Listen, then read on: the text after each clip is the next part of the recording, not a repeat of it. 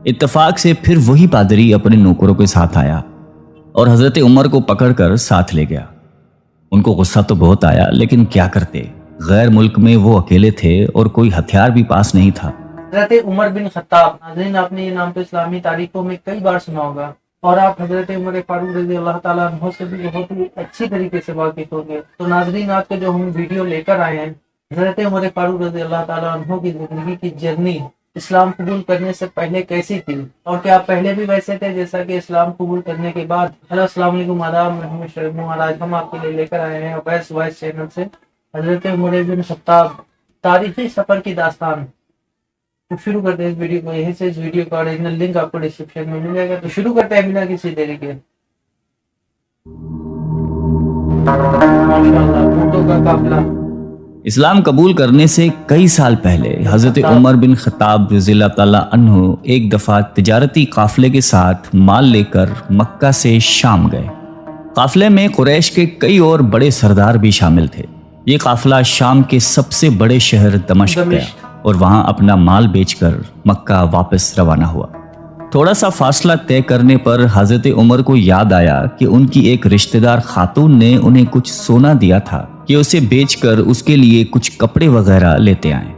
उन्होंने अपने काफिले के साथियों से कहा कि फलां औरत का काम करने वापस दमिश्क जा रहा हूँ, कोशिश करूंगा कि ये काम करके जल्दी वापस आ जाऊं। हजरत उमर दमिश्क वापस गए तो बाजार बंद हो चुके थे। मजबूरन वो एक मुसाफिर खाने में ठहरे और सो गए। थोड़ी देर के बाद अल्लाह का एक बंदा मुसाफिर खाने में आया। उसने हजरत उमर को जगाया और अपने साथ अपने घर ले आया।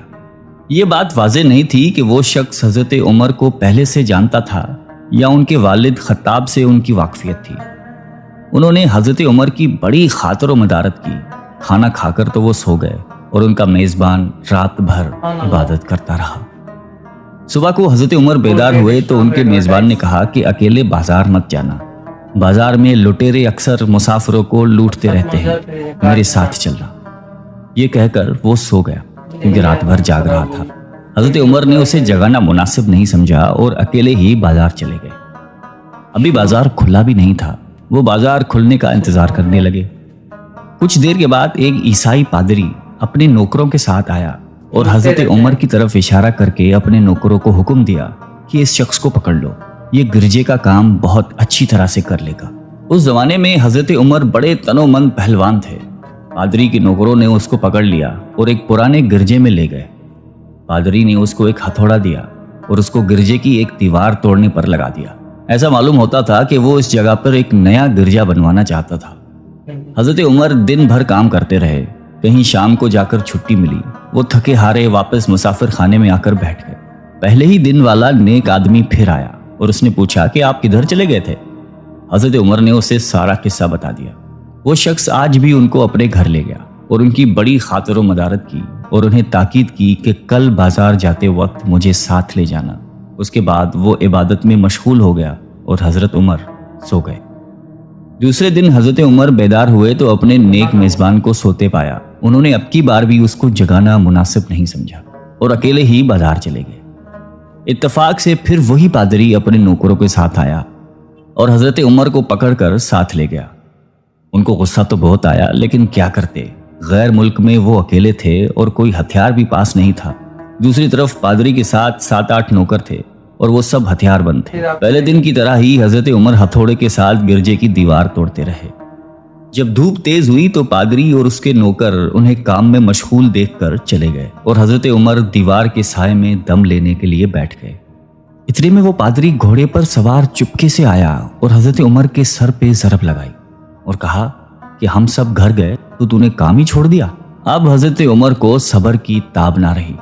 उन्होंने इधर उधर नजर दौड़ाई, हर तरफ सन्नाटा था। उन्होंने पादरी को घोड़े से खींचकर नीचे कर लिया और उसके सर पर हथौड़े मारना शुरू कर दिए। वो बहुत चीखा चिल्लाया, लेकिन उसकी मदद के लिए कोई नहीं पहुंचा। हजरत उमर ने टूटी हुई दीवार का एक भारी टुकड़ा उठाकर उसके सर पे दे मारा। वो पहले ही जख्मी था, अब उसने दम दे दिया। उसको मरते देखकर हजरत उमर तेजी से भाग खड़े हुए और जिस रास्ते से दमिश्क आए थे वो रास्ता छोड़कर एक दूसरे रास्ते पर चल पड़े। शहर से काफी दूर उन्हें एक खच्चर पर सवार रूमी मिला जो रूम से ताल्लुक रखता था। वो उनके साथ चलने लगा। वो कुछ बातें करने लगा, लेकिन نہ حضرت عمر ان کی زبان سمجھتے تھے اور نہ وہ ان کی زبان سمجھتا تھا۔ اس نے یکایک اپنی تلوار پر ہاتھ ڈالا۔ حضرت عمر سمجھ گئے کہ وہ ان پر وار کرنا چاہتا ہے۔ انہوں نے فوراً ہی خچر سے اسے کھینچ لیا اور اس سے تلوار چھین کر ایک ہی وار میں اس کا کام تمام کر دیا۔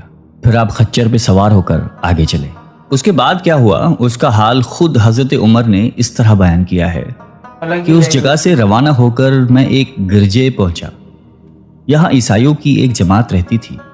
میں گرجے کے اندر داخل ہوا تو گرجے میں رہنے والے سب لوگ میرے ارد گرد جمع ہو گئے اور مجھ سے میرے حالات کے بارے میں پوچھنے لگے۔ پھر وہ اپنے پادری کے پاس مجھے لے گئے۔ پادری مجھے نہایت غور سے دیکھنے لگا اور اس کے بعد کہنے لگا کہ ایسا معلوم ہوتا ہے کہ تمہیں کسی چیز کا خوف ہے۔ میں نے کہا کہ تم نے کیسے اندازہ لگا لیا کہ مجھے کسی چیز کا خوف ہے؟ اس نے میرے سوال کو ٹال دیا اور کہا کہ آپ جب تک چاہیں یہاں ٹھہریں، آپ کو یہاں کسی قسم کا کوئی خطرہ نہیں، آپ ہماری حفاظت میں ہیں۔ پھر اس پادری نے مجھے اپنے گھر میں مہمان کی طرح رکھا اور میری نہایتی خاطر و مدارت کی اور پھر پوچھا کہ آپ کون ہیں؟ میں نے اسے بتایا کہ میں مکے کا رہنے والا ہوں اور قبیلہ قریش سے تعلق رکھتا ہوں۔ تجارتی قافلے کے ساتھ شام آیا تھا۔ تجارت کا مال بیچنے کے بعد ایک ضروری کام کے لیے مجھے اپنے قافلے سے جدا ہو کر واپس دمشق جانا پڑا۔ اب میں اپنے وطن واپس جا رہا ہوں اور راستہ بھٹک کر یہاں آ نکلا ہوں۔ پادری مجھے غور سے دیکھتا رہا اور بار بار طرح طرح کے سوال کرتا رہا۔ میں نے ان کے ہاں نہایتی آرام سے رات بسر کی۔ صبح کو آپ نے پوچھا کہ آپ کا ارادہ یہاں ٹھہرنے کا ہے یا آگے جانے کا؟ میں نے کہا کہ اب میں آپ سے رخصت ہونا چاہوں گا۔ یہ سن کر پادری نے اپنا ایک شاندار گدھا جو بڑا خوبصورت اور نہایتی تیز رفتار تھا لے آیا۔ اس گدھے کی پیٹھ پر کھانے کی مزیدار چیزیں اور قیمتی تحفے بھرے ہوئے تھے اور پھر کہنے لگا کہ آپ اس گدھے پر سوار ہو جائیں اور چل پڑیں۔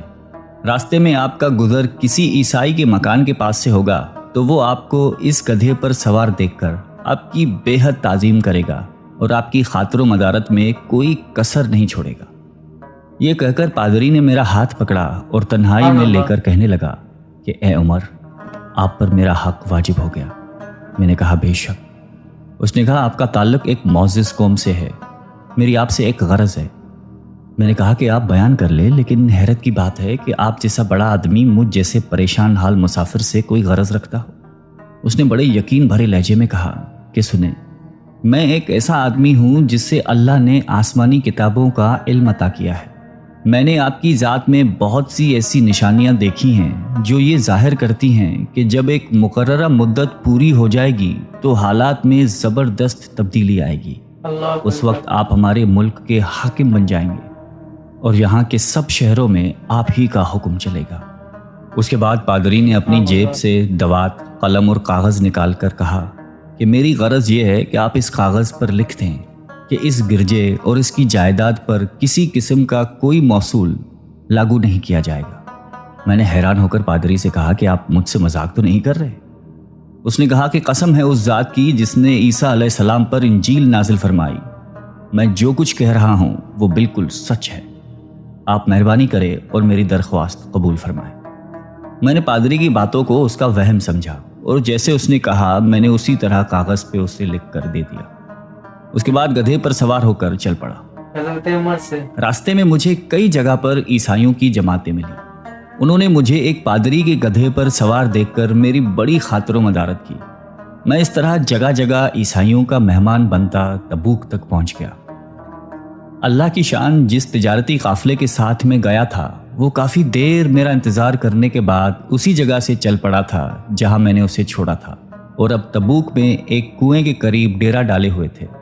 قافلے والے میرے ساتھی مجھے دیکھ کر میری طرف دوڑ پڑے اور مجھ سے مل کر بہت خوش ہوئے اور کہنے لگے کہ ابن خطاب، ہم لوگ تمہارا انتظار کرتے کرتے بالکل مایوس ہو گئے تو ہم نے اس مقام کو کوچ کر دیا جہاں سے تم واپس دمشق گئے تھے، مگر تمہارے بارے میں ہم سخت پریشان تھے۔ یہ تو بتاؤ کہ اتنے دن تم کہاں رہے؟ میں نے وہ تمام حالات بیان کیے جو مجھے پیش آئے، لیکن پادری سے جو میری گفتگو تنہائی میں ہوئی وہ بالکل ظاہر نہیں کی، کیونکہ میں پادری کی اس باتوں کو اس کا وہم سمجھتا تھا اور اس کے عقیدے کی کمزوری سمجھتا تھا۔ قریش کے ایک سردار ابو سفیان بھی اس قافلے میں شامل تھے۔ انہوں نے مجھے اس شاندار گدھے پر سوار دیکھ کر کہا، ارے تم لوگ اس نوجوان کی اقبال مندی تو دیکھو، اسے کسی ایسے میدان میں چھوڑ دیا جائے جہاں نہ پانی ہو نہ سبزہ، پھر بھی اسے رزق مل جائے گا۔ پادری نے رخصت کرتے وقت مجھ سے کہا تھا کہ جب میں اپنے ساتھیوں کے پاس پہنچ جاؤں اور گدھے کی ضرورت نہ رہے تو اس کی رسی کو مضبوطی سے باندھ کر گدھے کو اسی جگہ پر چھوڑ دو۔ لہٰذا میں نے ایسا ہی کیا۔ یہ دیکھ کر ابو سفیان نے کہا کہ ارے تم نے کیا کر دیا؟ گدھے کو ایسی جگہ پہ چھوڑ دیا جہاں پہ چور اچکے اور درندے اکثر گزرتے رہتے ہیں۔ میں نے کہا اس کے مالک نے مجھے ایسا ہی کرنے کی ہدایت کی تھی، وہ اس کی عادتوں سے زیادہ واقف ہے۔ اب وہ جگہ گدھے والا کنواں کے نام سے مشہور ہے۔ وہاں سے روانہ ہو کر ہمارا قافلہ مکہ پہنچا۔ میری اور پادری کے درمیان جو گفتگو ہوئی تھی وہ مجھے بھلائے نہ بھولتی تھی۔ پہلے تو کئی دن تک میں نے اسے اپنے دل میں ہی رکھا، پھر مجھ سے ضبط نہیں ہوا اور یہ راز میں نے اپنے رشتہ دار خاتون کے سامنے ظاہر کیا جس نے مجھے سونا دیا تھا۔ وہ بڑی عقل مند خاتون تھی۔ اس نے مجھ سے کہا کہ اے ابن خطاب، میں تمہارے بچپن ہی سے تم میں اچھی نشانیاں دیکھ رہی ہوں۔ جب تم بہت چھوٹے بچے تھے تو میں نے ایک دفعہ خواب میں دیکھا کہ تم لمبے ہوتے جا رہے ہو اور تمہارا قد اتنا لمبا ہو گیا ہے کہ اس نے آسمان کو چھو لیا ہے۔ یہ دیکھ کر میں نے خواب میں کہا کہ ارے یہ میرے بچے کی کیا حالت ہو گئی ہے۔ کسی نے کہا کہ یہ لڑکا دنیا اور آخرت میں بھلائی پانے والا بنے گا۔ جاہلیت کے زمانے میں اس قسم کی باتوں کا مطلب میرے سمجھ میں نہیں آتا تھا۔ مکہ میں ایک شخص اہل کتاب یعنی یہود و نصارہ میں سے تھا جو بہت گمنام تھا۔ عام لوگ تو اس سے واقف بھی نہیں تھے، لیکن قریش کے کچھ سردار اسے پہچانتے تھے اور اس کی بہت عزت کرتے تھے۔ ایک دن دوپہر کے وقت میں اس کے ہاں گیا اور اسے جا کر کہا کہ میں آپ سے چند باتیں کرنا چاہتا ہوں اور چاہتا ہوں کہ آپ ان کو اپنے دل میں راز بنا کر رکھیں اور کسی کے سامنے ظاہر نہ کریں۔ اس نے ایسا کرنے کا وعدہ کیا تو میں نے اپنے سفر کے تمام واقعات اس کے سامنے بیان کر دیے اور اپنے رشتہ دار خاتون کے خواب کا بھی ذکر کیا۔ جب میں اپنی گفتگو ختم کر چکا تو اس نے کہا کہ ابن خطاب، جس کو تم نے موصول کی معافی کا وعدہ لکھ کر دیا ہے وہ اس زمانے میں عیسائیوں کا سب سے بڑا عالم ہے۔ جو کچھ اس نے کہا وہ سب سچ ہے اور جلد ہی وہ سچ تمہارے سامنے آ جائے گا۔ جہاں تک تمہاری رشتہ دار خاتون کے خواب کا تعلق ہے تو اس سے یہ ظاہر ہوتا ہے کہ مکے میں ایک بہت بڑا انقلاب آئے گا۔ زمانہ ایک نئی صورت اختیار کرے گا اور آنے والے زمانے کے آسمان و زمین بدل جائیں گے۔ میں وہاں سے گھر چلا آیا اور اس کی ساری باتیں اپنے دل میں لیے رہا۔ تھوڑے ہی عرصے کے بعد قریش کی مجلسوں میں آپ صلی اللہ علیہ وآلہ وسلم کا ذکر ہونے لگا۔ یہ لوگ اس بات پر چڑھتے تھے کہ محمد صلی اللہ علیہ وآلہ وسلم اپنے آپ کو اللہ کا رسول کہتے ہیں، لوگوں کو بتوں کی پوجا کرنے سے منع کرتے ہیں اور ایک اللہ کو ماننے پر زور دیتے ہیں۔ جلد ہی اللہ تعالیٰ نے اسلام کو ظاہر کر دیا اور مجھے یقین ہو گیا کہ حالات وہی صورت اختیار کر رہے ہیں جس کی طرف آسمانی کتابوں کے عالم شام کے پادری نے اشارہ کیا تھا۔ نبوت کے چھٹے سال حضرت عمر نے اسلام قبول کر لیا اور رسول اللہ صلی اللہ علیہ وآلہ وسلم کے جان نثار ساتھی بن گئے۔ 11 ہجری میں آپ صلی اللہ علیہ وآلہ وسلم نے اس دنیا سے پردہ فرمایا تو حضرت ابو بکر مسلمانوں کے پہلے خلیفہ بنے۔ 13 ہجری میں انہوں نے وفات پائی تو حضرت عمر خلیفہ بنے۔ ان کے سفر نامے کی روایت کرنے والے راوی کا بیان ہے کہ حضرت عمر فاروق اپنے خلافت کے زمانے میں شام تشریف لے گئے تھے تو ایک بہت بوڑھا آدمی جس کے بال برف کی طرح سفید ہو چکے تھے عیسائیوں کی ایک جماعت کے ساتھ ان کی خدمت میں حاضر ہوا اور عرض کیا کہ اے امیر المومنین، کیا آپ مجھے جانتے ہیں؟ حضرت عمر نے فرمایا کہ اگر آپ شام کے فلاں نگر کے پادری ہیں تو میں آپ کو پہچانتا ہوں۔ اس نے کہا کہ جی ہاں، میں وہی پادری ہوں۔ حضرت عمر فاروق رضی اللہ تعالیٰ عنہ نے فرمایا کہ میں نے آپ سے لکھ کر جو عہد کیا تھا وہ آج بھی قائم ہے۔ اللہ تعالیٰ نے اپنے رسول صلی اللہ علیہ وآلہ وسلم کے ذریعے ہمیں عزت بخشی۔ انہوں نے ہمیں اللہ تعالیٰ کی پسندیدہ دین اسلام کی طرف دعوت دی اور ہم نے یہ قبول کی۔ آپ ہی نے مجھے ان باتوں سے آگاہ کیا تھا۔ اب آپ کو کون سی چیز اسلام سے قبول کرنے سے روکتی ہے؟ بوڑھے پادری نے حضرت عمر کی باتیں سن کر اسی وقت اپنے ساتھیوں سمیت کلمہ پڑھ کر اسلام کی دولت حاصل کر لی۔ تو ناظرین، یہ تھی حضرت عمر فاروق رضی اللہ تعالیٰ عنہ۔ اسلام سے پہلے آپ کی زندگی کیسی تھی اور وہ دور کیسا تھا، جاہلیت والا۔ حضرت عمر اس پادری کی بات ایک مذاق کی طرح سمجھتے رہے اور جیسا کہ اس پادری نے کہا تھا وہ آئے کہ وہ سب سچ ہو گیا اور آپ عمر فاروق رضی اللہ تعالیٰ عنہ مسلمانوں کے امیر المومنین بن گئے جیسا کہ اس پادری نے کہا تھا۔ تو امید کرتے ہیں ہماری ویڈیو آپ کو بہت ہی پسند آئی ہوگی۔ تو ملیں گے انشاءاللہ نیکسٹ ویڈیو میں، جب تک کے لیے خدا حافظ، السلام علیکم۔